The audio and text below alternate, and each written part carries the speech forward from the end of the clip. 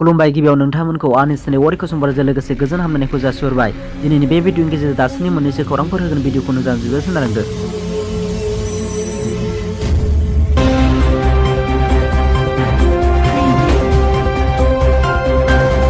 दानिया फैजों गुबै रादाबाव उदालगुरि जिल्लानि 30 नं दोनस्रि बियाबनि सिङाव थानाय दोनस्रि बिसिडिसिआव इउपिपिएल सरकारा गोरिब नखरफोरनो गासै 50 बान्थिं राननानै होयो।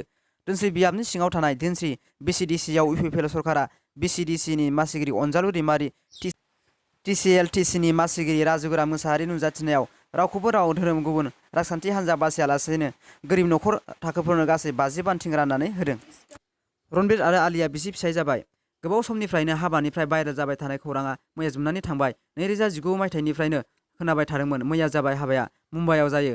आलासि नुजाथिनायाव बेलासिनि 3:30 हाबा जायो। आलासिफोरजों लोगोसे नखरनि सुबुंखौ नुनो मोनो। मैयानि सानाव रुसिया आरो इउक्रेन दावहाया खावसे दानजाबाय। दासिम दावहाया जोबाखै। इउक्रेननि फारसे बे बाराव रुसनि सायाव गेदेर हामला खालामदों।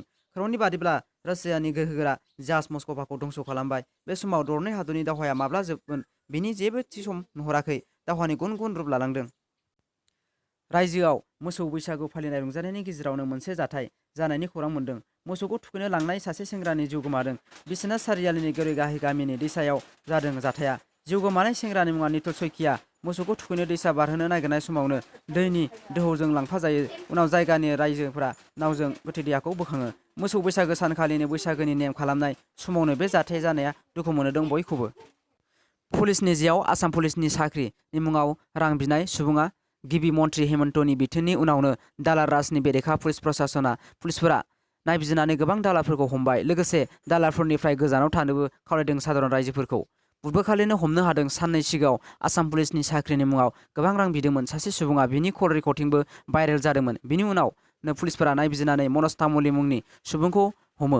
कल रेकर्डिंआव गावखौनो पुलिस बिफानाव मावो होनना बुंना लादोंमोन। नाथाय हमनायनि उनाव मिथिना मोनोदि बियो पुलिस बिफाननि सुबुं नङा होनना। बिनि सोलाय बियो आगोलावनो जेलावनो थांनो गोनां जादोंमोन। दायो पुलिसफोरा सोंगासिनो। दासिमनि भिडिअआ बेखिनियासै। भिडिअखौ नायना मोनदोंबा लाइक आरो साबस्क्राइब खालाम। मानोना आं गोदान भिडिअ लाबोबाय थानो नाजागोन।